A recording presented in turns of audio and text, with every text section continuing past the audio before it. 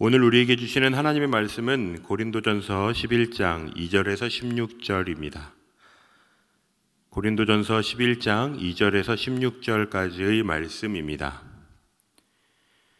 너희가 모든 일에 나를 기억하고 또 내가 너희에게 전하여 준 대로 그 전통을 너희가 지킴으로 너희를 칭찬하노라.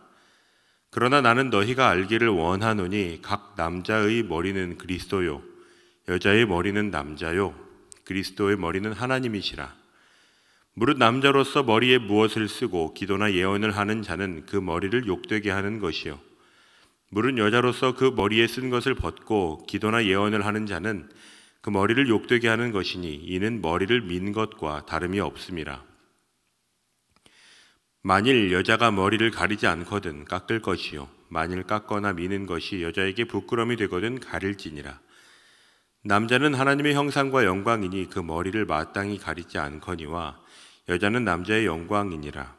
남자가 여자에게서 난 것이 아니요 여자가 남자에게서 났으며 또 남자가 여자를 위하여 지음을 받지 아니하고 여자가 남자를 위하여 지음을 받은 것이니 그러므로 여자는 천사들로 말미암아 권세 아래 있는 표를 그 머리 위에 둘지니라. 그러나 주 안에는 남자 없이 여자만 있지 않고 여자 없이 남자만 있지 아니하니라. 이는 여자가 남자에게서 난 것 같이 남자도 여자로 말미암아 났음이라. 그리고 모든 것은 하나님에게서 났느니라. 너희는 스스로 판단하라. 여자가 머리를 가리지 않고 하나님께 기도하는 것이 마땅하냐? 만일 남자에게 긴 머리가 있으면 자기에게 부끄러움이 되는 것을 본성이 너희에게 가르치지 아니하느냐? 만일 여자가 긴 머리가 있으면 자기에게 영광이 되나니 긴 머리는 가리는 것을 대신하여 주셨기 때문이니라. 논쟁하려는 생각을 가진 자가 있을지라도 우리에게나 하나님의 모든 교회에는 이런 관례가 없느니라. 아멘. 성경을 보다 보면 쉽게 이해하기 어렵거나 오늘날 개인의 삶에 그대로 적용하기 어려운 본문을 만나게 될 때가 있습니다. 오늘 본문이 그런 내용 중에 하나입니다. 바울은 11장 2절부터 14장까지 공적 예배에 대한 몇 가지 주제를 다루고 있습니다. 그 중에 오늘의 다루는 주제는 여인들이 예배 중에 머리를 가리는 것에 관한 내용입니다. 이 본문을 통해 오늘 우리에게 주시는 하나님의 마음을 함께 나누기를 원합니다.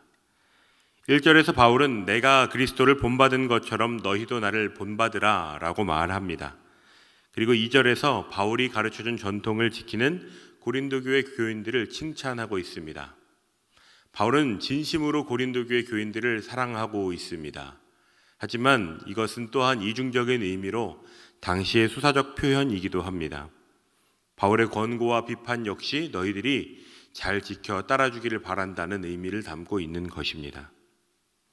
오늘의 본문은 당시 사회에서 남녀를 바라보던 시선, 고린도 교회의 상황을 함께 살펴보는 것이 큰 도움이 됩니다. 1세기 팔레스타인에 등장했던 예수님의 가르침은 당시 종교 지도자들 뿐만 아니라 사회에도 큰 충격을 안겨주었습니다. 고대 그리스와 로마 세계에서는 남자 140명당 여자는 100명 정도밖에 되지 않았습니다.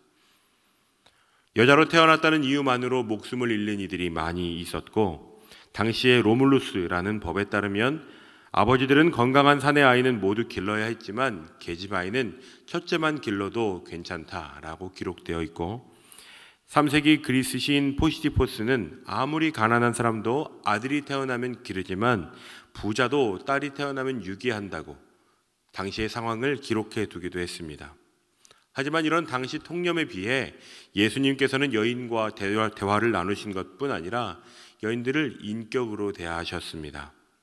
제가 아주 좋아하는 책의 한 챕터에서는 예수님을 여자의 마음을 안 완벽한 남자라고 소개하고 있기도 합니다. 예수님 이전의 여자들은 종교적으로도 열등한 존재로 간주되었었지만 갈라디아서 3장에 기록됐듯이 유대인이나 헬라인이나 종이나 자유인이나 남자나 여자나 다 그리스도 예수 안에서 하나라고 가르치고 있습니다. 이런 가르침은 교회 공동체의 핵심 가치가 되었습니다. 교회는 사회의 일반적인 인식과 달리 예수님의 가르침대로 신분이나 성별이나 당시 그가 처한 상황에 따른 차별을 거부했습니다. 그런데 그런 초대교회의 가르침이 고린도라는 도시의 특성과 만나 변형되기 시작한 것으로 보입니다. 바울은 고린도 교회에 유대인들 중에 형제들이 쓰고 있는 창이 있는 모자나 키파라고 불리는 작은 모자를 쓰지 않는 전통을 세웠습니다. 그리고 여인들에게는 머리에 너울을 쓰는 것을 요구했습니다. 그런데 어떤 여인들은 머리에 써야 하는 너울을 벗어버리고 마치 남자들처럼 기도하고 예언하기도 했고, 또 어떤 남자들은 너울을 쓰고 영적 활동을 하는 경우도 있었습니다. 바울이 그들에게 강조하고 있는 것은 질서입니다. 하나님이 만드신 창조의 질서가 있다는 것입니다. 3절을 보면 남자의 머리는 그리스도, 여자의 머리는 남자, 그리스도의 머리는 하나님이라고 말하고 있습니다. 바울은 이 구절에서 남녀 간의 우열이 아니라 질서를 말하는 것이죠. 머리를 덮는 이슈를 가지고 나온 고린도 교회 성도들에게 각 존재들의 머리가 누구인지를 말하고 있는 것입니다. 당시 일반 세상에서도 결혼한 여인은 공공장소에서 머리에 무언가를 써야만 했습니다. 그렇지 않은 여인은 매춘부이거나 나는 지금 그런 관계를 만들 의사가 있다거나 그런 행위를 하는 자라고 하는 상징적인 의미였습니다. 그런데 고린도 교회 성도들 중에서는 자신이 복음 안에 자유롭다는 것을 드러내기 위해서 세상의 관례를 거스르는, 자신이 마땅히 써야 하는 너울을 벗어버리는 경우들이 있었습니다.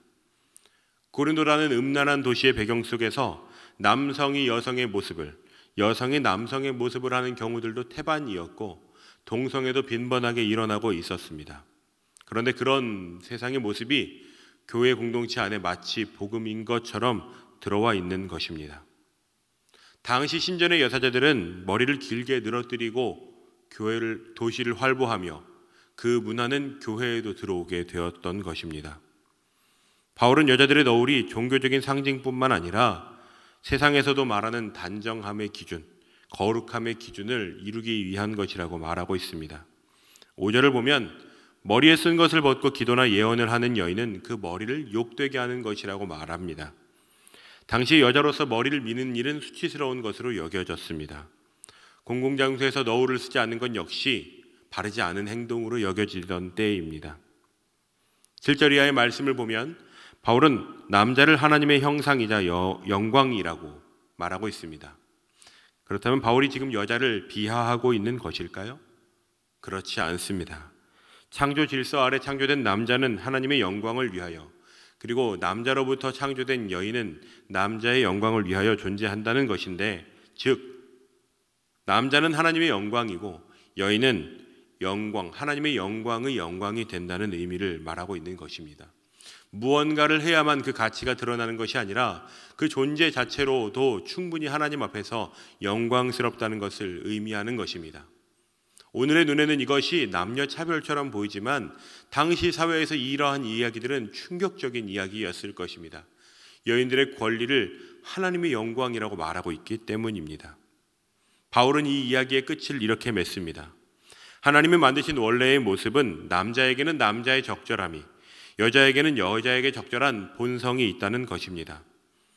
당시 남자는 머리를 가리면 부끄러워지는 것이고 여자는 가리면 자랑스러워지는 문화가 있었기에 그 문화 아래서 하나님의 법도와 사회의 가치를 지켜나가는 선함을 추구하라는 도전을 하고 있는 것입니다. 성도 여러분, 이 본문을 어떻게 적용할 수 있을까요?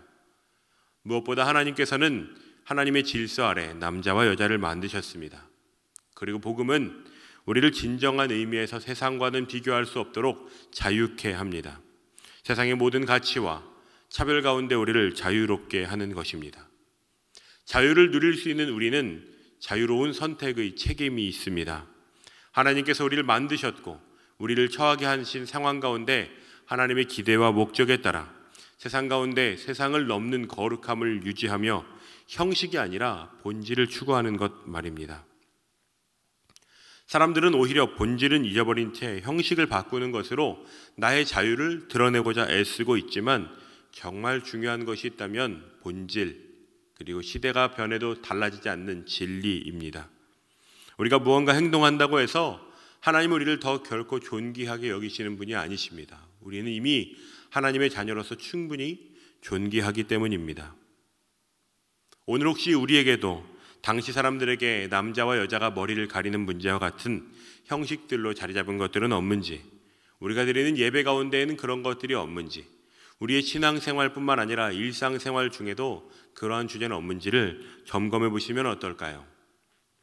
예수께서 오늘 우리에게 정말 원하시는 것은 하나님의 부르심 아래에서 각자의 사명과 본분을 다하며 세상 가운데 선한 영향력을 흘려내는 삶입니다. 우리 성도 한 명 한 명의 삶 가운데 그러한 유익한 선택과 결단이 충만해지고 그 선택으로 오늘 하루를 살아내는 모든 분들이 되시기를 주님의 이름으로 축원드립니다. 다 함께 말씀을 기억하며 기도하겠습니다. 우리가 시대가 바뀌어도 지켜야 하는 질서와 영광을 기억하게 하여 주시옵소서.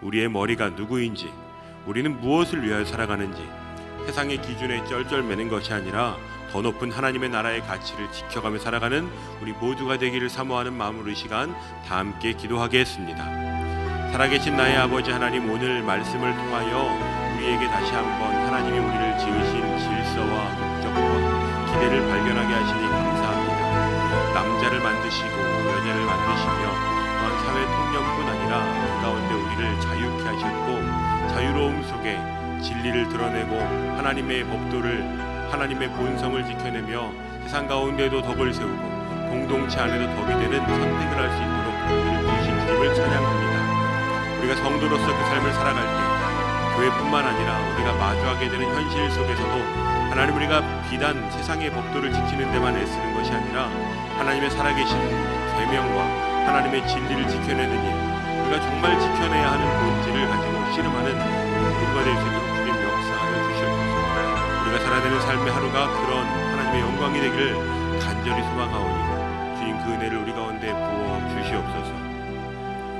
주님, 우리의 기도를 들으시며 은혜를 베풀어 주시옵소서.